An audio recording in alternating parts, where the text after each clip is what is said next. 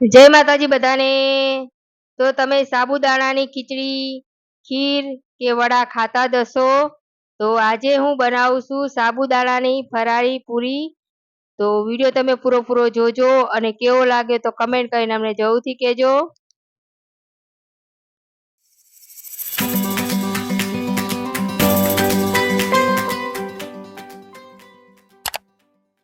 સાબુદાણાની ફરાળી પૂરી બનાવવા માટે આપણે સાબુદાણાને શેકી લેવાના છે। ધીમા ગેસ ઉપર શેકવાના છે કે જે એની નમી હોય એ જતી રહે અને મિક્સરમાં દળશો તો જલ્દી દળાઈ જશે। સાબુદાણા શેકાઈ ગયા છે તો ગેસ બંધ કરી દઈશું અને ઠંડા થવા દઈશું। પછી તે આપણે મિક્સરમાં દળવાના છે। ગેસ ઉપર કુકર મૂકી દેવાનું છે અને બટેકા બાફી દેવાના છે। બટેકાને સરસ 2-3 પાણી ધોઈ નાખવાના છે, પછી તે બાફવાના છે।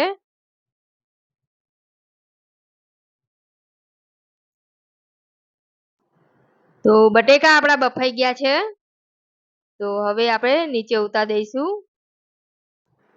બટેકા ઠંડા થાય ત્યાં સુધી આપણે લીલા મરચાં લઈ લઈશું અને લીલા મરચાંને એકદમ ઝીણા ઝીણા કટિંગ કરી દઈશું। મરચાં કટિંગ થઈ ગયા છે તો સરસ 2-3 પાણી ધોઈ નાખવાના છે। બટેકા ઠંડા થઈ ગયા છે તો એની છાલ ઉતારી દઈશું। વિડીયો પૂરો જોજો તો જ તમને ખબર પડશે કે મેં ફરાળી પૂરી કેવી રીતે બનાવી છે। તો બટેકા ફોલાઈ ગયા છે। હવે આપણે સાબુદાણા લઈ લઈશું। સાબુદાણા એકદમ ઠંડા થઈ ગયા છે તો એને હવે આપણે મિક્સરમાં દળી લેવાના છે। તો સાબુદાણા દળાઈ ગયા છે તો હવે આપણે ચાળણીમાં ચાળી લઈશું। આખા રહી ગયા હોય એ ચાળણીમાં આવી જશે। સાબુદાણાનો સરસ લોટ બનીને તૈયાર થઈ ગયો છે તો હવે આપણે બટેકા લઈ લઈશું। બટેકાને આપણે આવી જ રીતે છીણી લેવાના છે।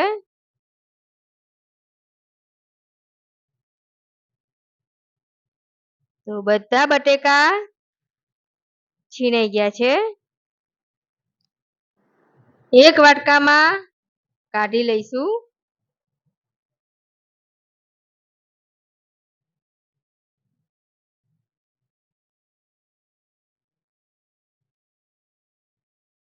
હવે આપણે લીલા મરચાં નાખીશું। લીલા મરચાંને સરસ ધોઈ પછી જ નાખવાના છે। મરી પાવડર નાખશું, ફરાળી મીઠું નાખીશું, કોથમીર નાખીશું, જીરું। હવે આપણે સાબુદાણાનો લોટ નાખીશું અને લોટ આપણે બાંધી દેવાનો છે। હાથમાં થોડુંક પાણી લઈને લોટ ઉપર છટકોરીને આપણે લોટ બાંધવાનો છે। વધારે પાણી નથી નાખવાનું અને લોટ આપણો બંધાઈ ગયો છે તો 10 મિનિટ સુધી રહેવા દેવાનો છે। 10 મિનિટ થઈ ગઈ છે તો આપણે તેલ નાખીશું લોટમાં અને સરસ આપણે ગુંદરી લેવાનો છે। એકદમ નરમ લોટ બાંધી દેવાનો છે। તો હવે આપણે પૂરીઓ બનાવીશું। હાથમાં થોડોક લોટ લઈને ગોળ ગુલ્લા વાળી દઈશું। ઓરસિયા ઉપર તેલ લગાવી દઈશું। તેલની જગ્યાએ તમે લોટ પણ નાખી શકો છો અને ગોળ ગોળ પૂરી બનાવી દઈશું। સાબુદાણાની પૂરી છે તો ગોળ નહીં થાય તો આપણે ગ્લાસથી આવી જ રીતે ગોળ ગોળ પૂરીઓ બનાવી દેવાની છે। તો બધી પૂરી આપણે આવી રીતે બનાવી દઈશું।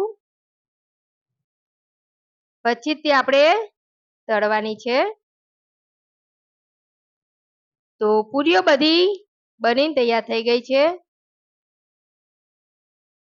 તેલ આપણું ગરમ થઈ ગયું છે અને પૂરીઓ તમે કઢાઈમાં નાખો તો એકદમ છૂટી નાખવાની છે। બધી ભેગી ના થઈ જાય એ ધ્યાન રાખવાનું છે, નકર પૂરી ચોંટી જશે અને એકદમ ક્રિસ્પી થાય ત્યાં સુધી તળવાની છે। ઉપરથી એકદમ ક્રિસ્પી અને અંદરથી એકદમ સરસ નરમ બનીને આ પૂરી તૈયાર થઈ જશે. તો પૂરીઓ તળાઈ ગઈ છે તો હવે કાઢી દઈશું. આવી જ રીતે બધી પૂરીઓ તળી લઈશું. તો પૂરી બનીને તૈયાર થઈ ગઈ છે. એકવાર તમારા ઘેર તમે જરૂરથી ટ્રાય કરજો. તમને આ વિડીયો કેવો લાગ્યો તો કમેન્ટ કરીને અમને જરૂરથી કહેજો. નવા હોય તો સબસ્ક્રાઈબ કરજો અને શેર કરી દેજો. જય માતાજી બધાને.